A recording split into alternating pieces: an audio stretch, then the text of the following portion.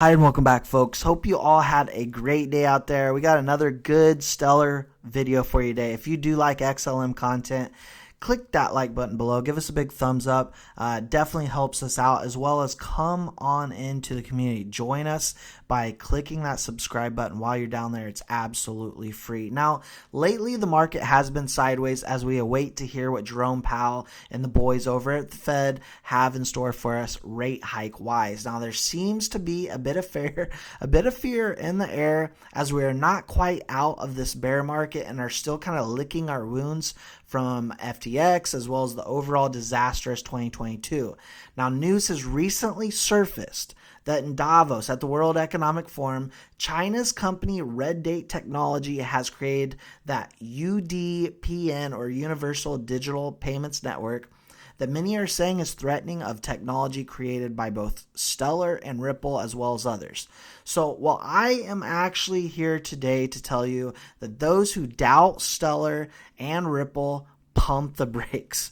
Though it is clear that Ripple and SEC case that they've got going on right now is moving at a trickle pace for a reason, and that a year in tech really does feel like eternity. The banks, organizations, those who run the world have already made a decision. XLM and XRP are winners. So let's get started. This is what has everyone scared. China unveils Ripple's competitor for stable coins and CBDC payments. Okay, I get it, right? Chinese firm is developing a new payment system interoperable with stable coins and CBDCs. And essentially what the CEO has came out and said is, look, cryptocurrency has always been a big Ponzi scheme. Of course, I don't believe that. I know many of you, hopefully all of you, don't believe that. And you see the use case, you see the utility, especially with some of the coins that we talk about on this channel. But said, this is a Ponzi scheme. We do not need these cryptocurrencies to have a blockchain that really enables interoperability between stablecoins and CBDCs. Now, what I'm here to show you today is how deep the river runs. Now, Digital Asset Investor, he's a gentleman I follow. I don't always get to watch his YouTube videos, but does a really good job. I do like him, and I really, really liked a statement he put out today. He said, our government should be whining and dining companies like Ripple, and he's talking about the U.S., to get them to stay in the USA to provide jobs and add to the economy. Instead, Gary Gensler is trying to run them offshore. Who does this guy really work for? Maybe someone should ask Soros.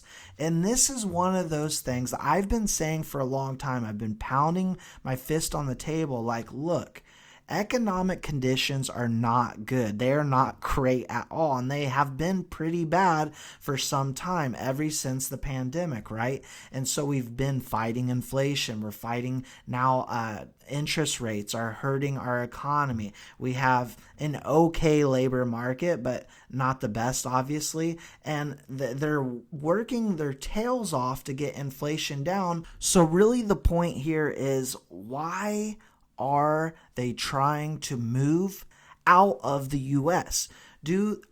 I mean, if you and we can understand how innovative this market is, the amount of economic prosperity that this market will bring, don't you think Gary Gensler and the rest of the crew over there at the SEC understand as well? And the answer is yes, they do, but they choose to help the big banking cronies, their friends, their pals, and Jim Cramers of the world. Now, CFTC, huge organization.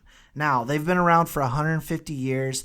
I was so excited to bring you the news that Stellar had found themselves a seat at the table and joined forces with CFTC.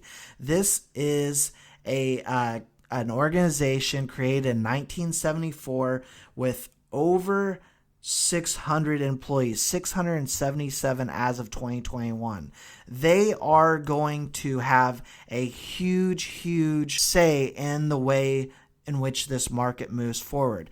And what I am hoping, what I'm praying for, what many of you out there as well is that all of these ISO coins that really offer use case and utility will be deemed commodity, because that is essentially what they are. They are bridge assets that are used as commodities to move and transfer value. Stellar Development Foundation, when they joined the CFTC, I really loved what Danielle Dixon, SDF, said, and we're quoted saying right here at SDF, blockchain's future is not to supplement traditional finance, but to build on top of and work with the system we've already created.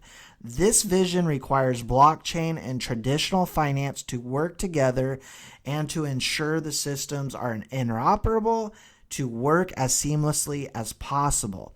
So when you hear this, don't think if you can't beat them, join them. That's not the case, because here in a developed country like the United States, we don't have as many problems, obviously, as some other countries out there, even huge continents such as Africa that don't have the infrastructure that we have here in the United States. But here in the United States, the fact that we have infrastructure banking-wise, we just need to build upon it, make it become more efficient, use the blockchain, use a frictionless system. And that is what Stellar does so well. But not only that, they are looking to connect the unbanked and underbanked all over the world.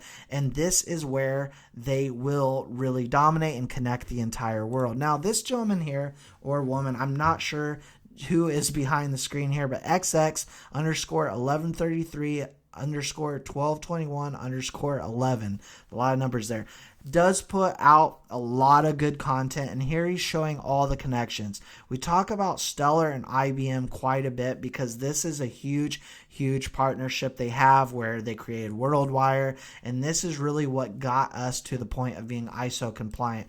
For those out there that doubt whether this is still a partnership or not, please check IBM's website. Please check Stellar's website. It's clearly right here. They are using the Stellar protocol to do the cross-border payment service they are doing with WorldWire. But again, this person here does this bridging together to show you that all of these organizations, look at all of these organizations have already connected with these networks, have already decided these are the blockchains we are going to work with. They're ISO compliant. And guess what comes next? Guess what comes next? In March of 2023, this year, right? Very, very shortly, this all goes live. Check this out.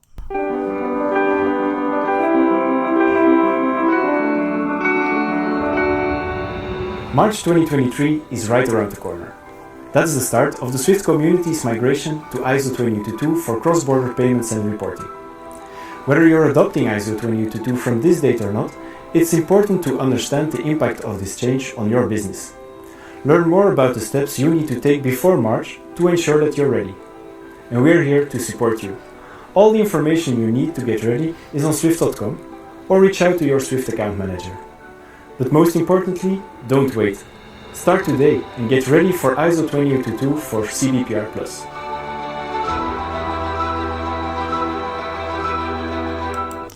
Things are heating up, folks, and that's why I say be careful when people out there fudding every day.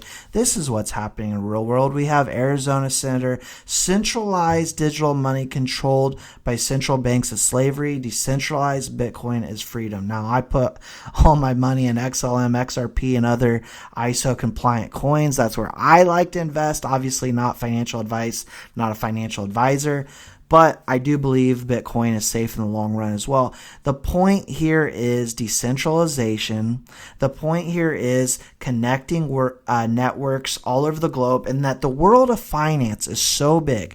Not just one network like what they're building in China and what they're trying to bet on as far as being the universal network. It doesn't work that way. It doesn't work that way. When you are moving trillions, if not quadrillions of value, the value of everything, you need several networks. You need them all to comply and be ISO compliant. You need them to be able to be connected and interoperable. That is how you move massive massive amounts of value. So the last thing I want to leave you here is with our fearless leader, Danielle Dixon, right? She does a fantastic job talking about Stellar 8 Assist. I absolutely love her as a leader. Let me know your thoughts, your comments, your perspectives, all that good stuff in the comment section below. I appreciate you all so much. We've been getting a lot of support here on the channel as of lately. If you've got anything that you want me to discuss on the channel, if you've got anything at all, let me know in the comment section. Please don't forget to click that like button and subscribe on your way out, and I'll see you all in the next one. Are the technology provider for this, so the back end of it, and really it's leveraging the blockchain and what the blockchain is really good at, which is payments and then asset issuance, particularly the Stellar blockchain. So on the Stellar blockchain, we have the USDC token, which is a fiat-backed dollar, one-to-one backed token, that can be leveraged very, very well in payments. And so we created a disbursement platform, which is, you can have, I call it a bulk uploading tool, that you can upload thousands of transactions at once to be able to make payments to individuals or companies, frankly, anywhere. And we worked with the UNHCR the UNHCR distributes aid. Obviously, I'll let Carmen speak to that piece of it. But we worked with the UNHCR so they could distribute aid leveraging the Stellar, the bulk uploading tool, the Stellar network, the Vibrant wallet, and also USDC. But the important piece of it is the off-ramp, which is MoneyGram. So we have this pipe that is lots of partners participate in it. But what we're trying to do is to be able to allow the end user to receive their aid quickly.